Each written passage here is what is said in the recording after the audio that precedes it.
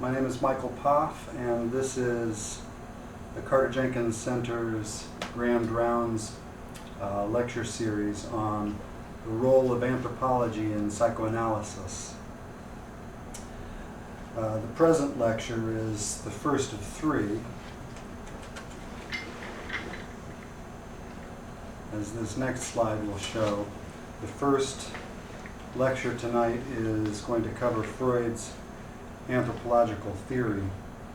And throughout the lecture, I've tried to include photographs that give a sense for Freud's interests in anthropology and archaeological history. This is an interesting photograph of Freud's office in Vienna at the Bergasse 19 address. And interestingly, it was taken by Edmund Engelmann in 1938. This was days before Freud left because of the Nazi occupation of Vienna. And so this would have been the last scene Freud would have seen of his office before he left Vienna. So tonight's lecture, as I said, is Freud's Anthropological Theory. The second in this series will cover the impact and critique of Freud's anthropological claims following Totem and Taboo, which was his most important anthropological work. And the third lecture will cover the role of Freud's anthropology in current psychoanalytic theory. In general, these three lectures kick off a more general series on the role of social sciences in psychoanalytic theory. So once again, welcome. Just a brief outline of the discussion of this lecture. I'm going to cover first the role of Freud's anthropology in his psychological theory. And I'd like to move to three important principles in Freud's thinking that are always helpful to keep in mind when understanding Freud's theory in general, but particularly his anthropological writings. And I'll get into those once we begin talking. Then I'd like to discuss Freud's role in 19th century cultural evolutionism and discuss the main themes in 19th century cultural evolutionism that Freud took up into his own theory. Then I'd like to focus more closely on Totem and Taboo and Freud's estimation of it, and then the four parts or four chapters of Totem and Taboo. This is really to focus on Freud's Totem and Taboo because, as I said, it is really the most important publication of his that has to do with anthropology.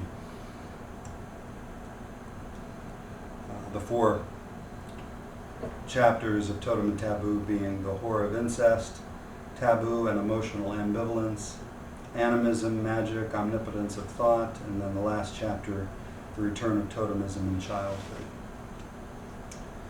Okay.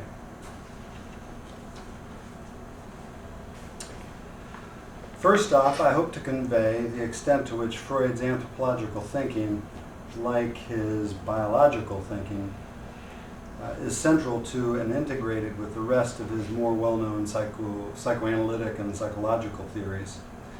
His interests in the history of civilization and human origins certainly predate his psychoanalytic writings, and his anthropological ideas run through his entire body of work,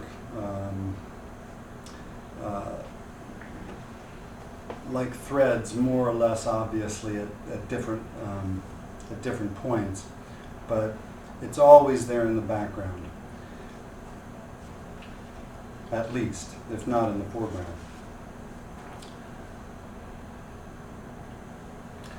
Briefly, I'd like to just review the main anthropological writings to give people a sense for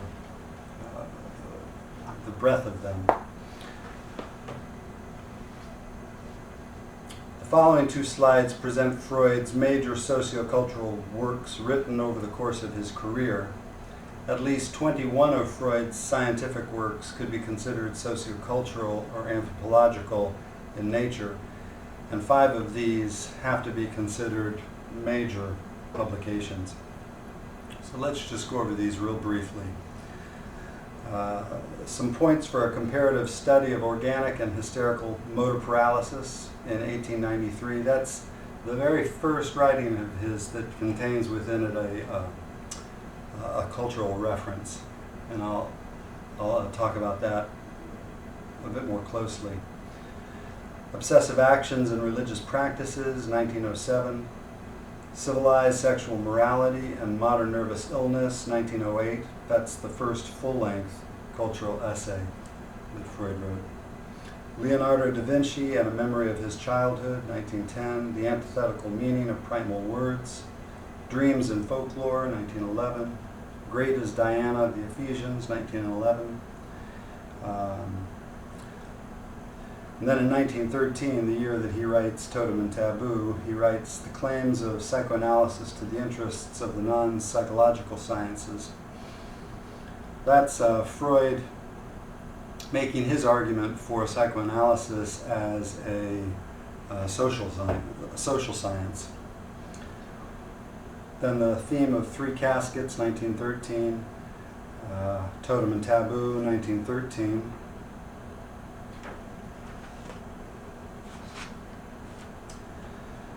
The Occurrence in Dreams of Material from Fairy Tales, 1913. A Mythological Parallel to a Visual Obsession, 1916.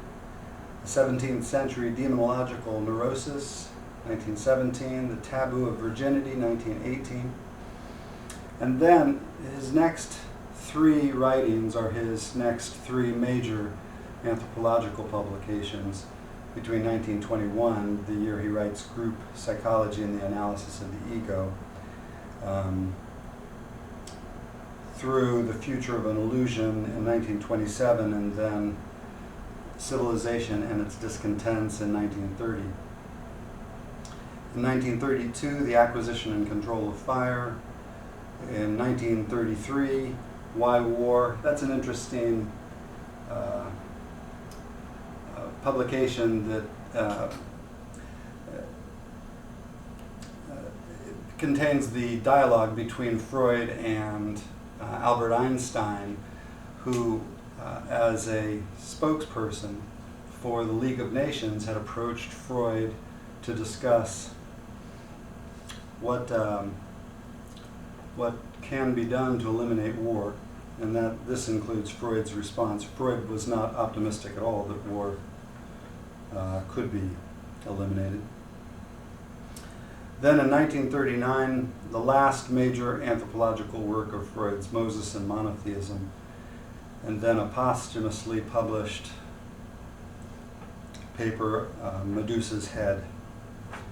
I wanted to cover those to give people, broadly speaking, a sense for the writings over the course of Freud's career.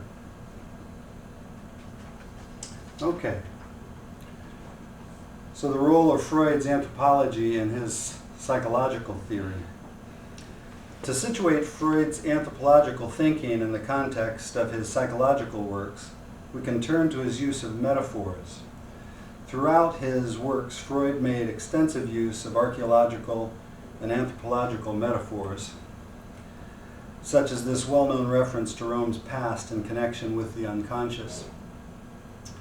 This is from Civilization and Its Discontents.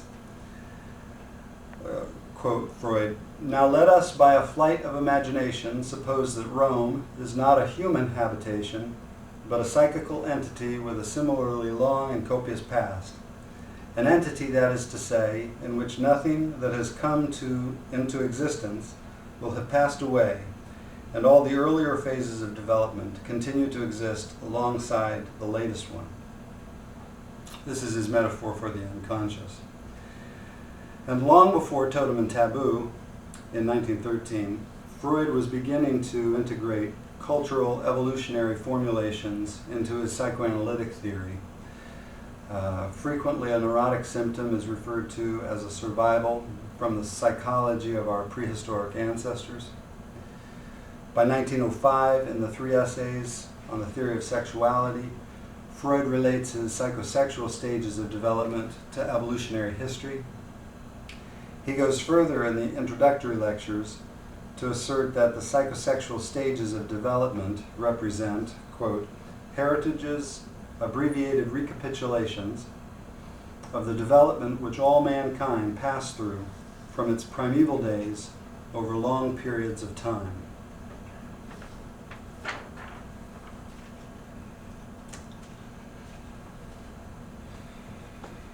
Perhaps the earliest example of Freud's anthropological preoccupations in his psychoanalytic works in some points for a comparative study of organic and hysterical motor paralyses.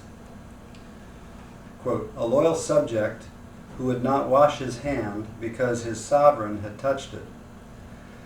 The relation of this hand to the idea of the king seemed so important to the man's psychical life that he refused to let the hand enter into any other relation.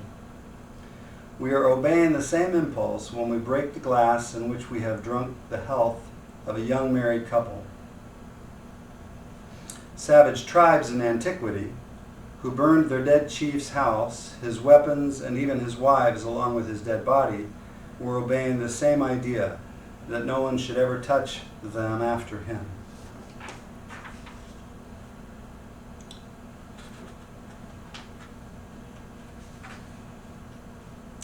Freud's anthropology shows up in the interpretation of dreams, arguably his most important psychological work, where he writes, quote, behind this childhood of the individual, we are promised a picture of a phylogenetic childhood, a picture of the development of the human race, of which the individual's development is in fact an abbreviated recapitulation influenced by the chance circumstances of life.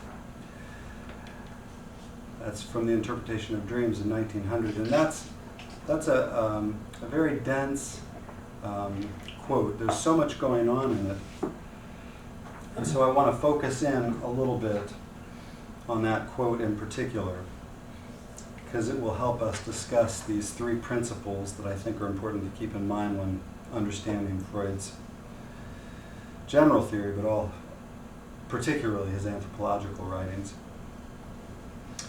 This last quote from the interpretation of dreams allows us to highlight 3 principles that permeate all of Freud's thinking. Recognizing these is helpful for understanding Freud in general, but they become more explicit and prominent in his anthropological writing. Let's just reread. Let me go back, and I'm going to reread this whole paragraph here. Behind this childhood of the individual, we are promised a picture of a phylogenetic childhood. That's the evolutionary history and the childhood of the evolutionary, or the childhood of man's evolutionary history. A picture of the development of the human race, of which the individual's development is in fact an abbreviated recapitulation influenced by the chance circumstances of life. This allows us, I think, to highlight, first of all, the biogenetic law, the recapitulation theory that is throughout Freud's anthropological theory. It's referred to here when Freud refers to an abbreviated recapitulation. We'll get into this. Second, the complemental series. If you'll notice, Freud writes, influenced by the chance circumstances of life.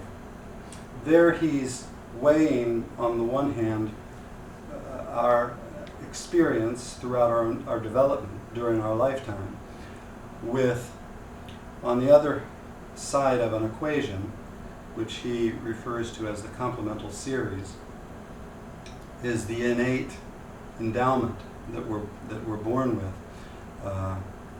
This is the complemental series, and it shows up in many different ways, so we'll get into that. And then Freud's Lamarckian evolutionary theory. So now let's talk about those. Okay.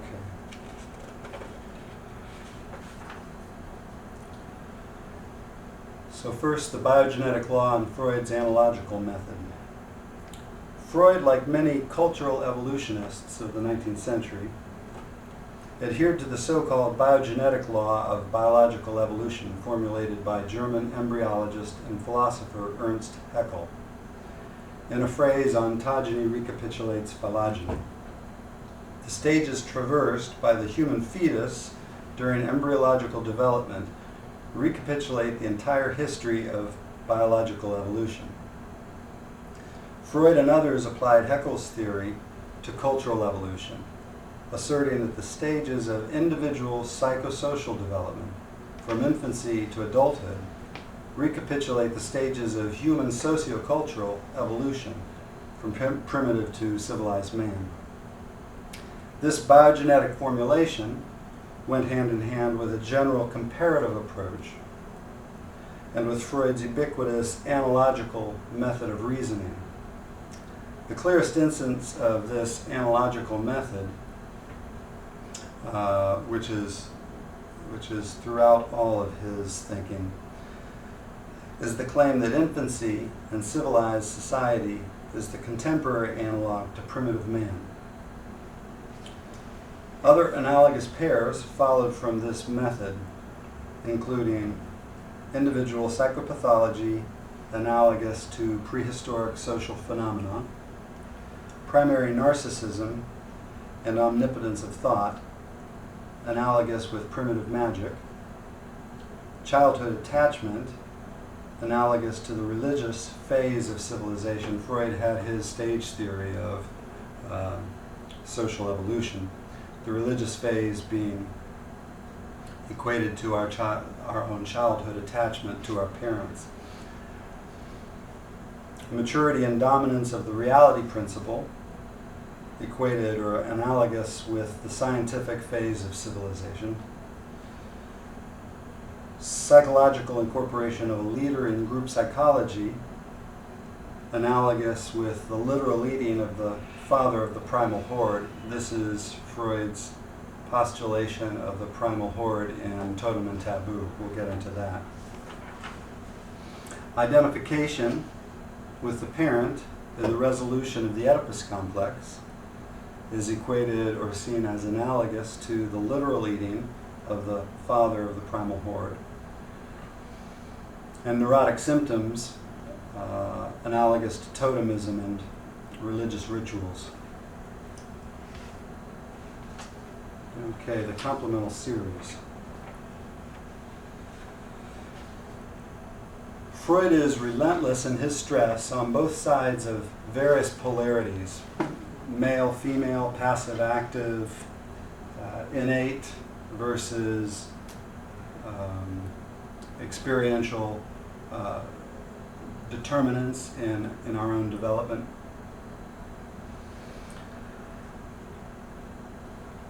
And this is a quote from Freud describing this complemental series. We then have the conception of a sliding scale, a so-called complemental series, where two factors converge to complete an etiology. A minus in one factor is compensated by a plus in the other. Generally, the two factors work together, and only at either end of the series can we speak of a simple motivation. He's talking about motivation in human psychology. The failure to appreciate this has led to unnecessary confusion and controversy in the discourse between psychoanalysis and anthropology and within psychoanalysis. Unnecessary arguments where one piece of what Freud says is picked out of context and either the biological, innate, inherited aspect of Freud's theory is overemphasized, or the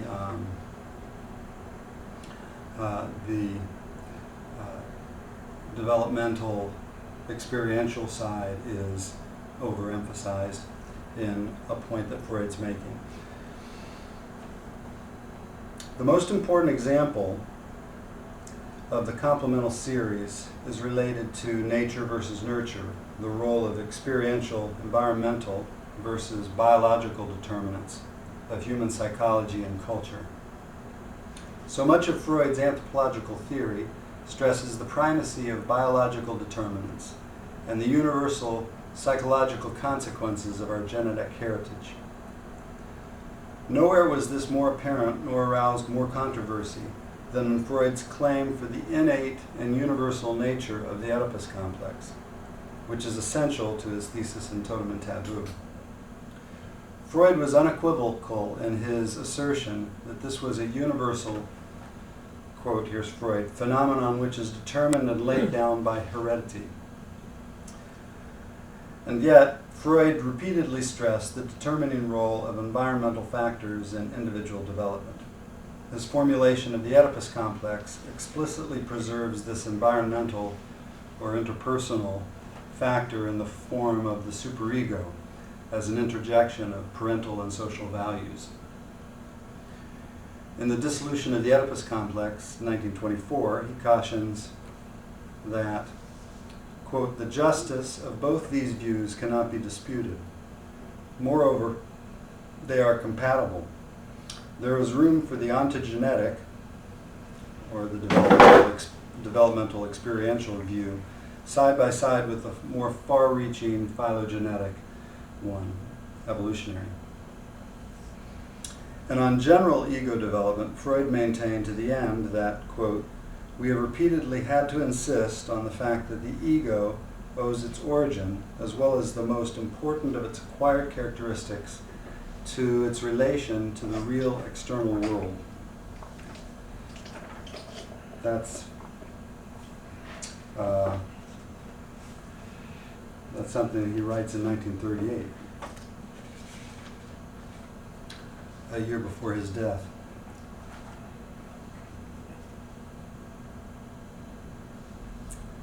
Possibly related to the tension in Freud's thinking due to the complemental series is a further difficulty, Freud's style of exposition, namely his tendency to argue a given point in absolute and categorical terms. Staying with the Oedipus complex, he asserts forcefully, quote, the whole course of the history of civilization is no more than an account of the various methods adopted by mankind for binding their unsatisfied wishes. That's from 1913. Or again, I should like to insist that the beginnings of religion, morals, society, and art converge in the Oedipus complex. It seems to me a most surprising discovery that the problems of social psychology, too, should prove soluble on the basis of one single concrete point, man's relation to his father. That's in Totem and Taboo.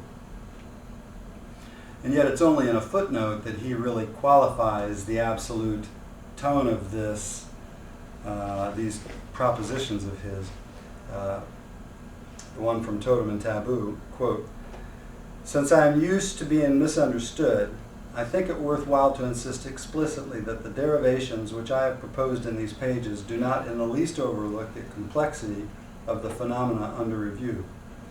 All that they claim is to have added a new factor to the sources, known or still unknown, of religion, morality, and society, end quote. Okay. Freud's Lamarckian Theory.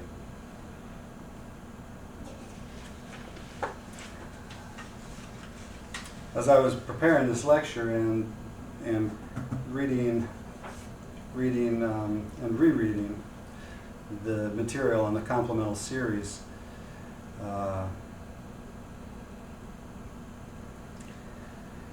it became interesting to me